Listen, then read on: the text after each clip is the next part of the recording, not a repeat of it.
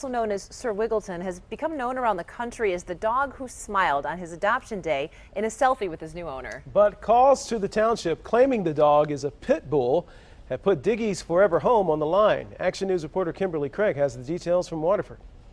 I'm not giving Diggy up. I don't want to give Diggy up. Earlier this week, Dan Tillery's selfie with his newly adopted dog Diggy lit up the internet, but calls to Waterford Township Police had officers paying Dan and Diggy a visit yesterday that left Dan and Megan's hearts racing. They said, we're dog lovers. Yeah, that's cool. He seems like a good boy. Waterford has a ban on pit bulls, but Dan didn't think there would be a problem because the pooch they adopted from Detroit Dog Rescue was classified by a vet as an American Bulldog. In fact, Detroit Animal Care and Control, where Diggy came from 4 months ago as a stray, also classified him as an American Bulldog. But Waterford police later called Dan and told him, I think he's a pit, and that's enough, you know. So he looks like a pit. I think he's a pit, so he's got to go. You got 3 days to have him out of your home. We have an ordinance that's got zero tolerance for a full pit, partial. Doesn't matter if it's partial pit. It's considered to be a pit bull, which is in violation of the ordinance, which has been in effect for many years.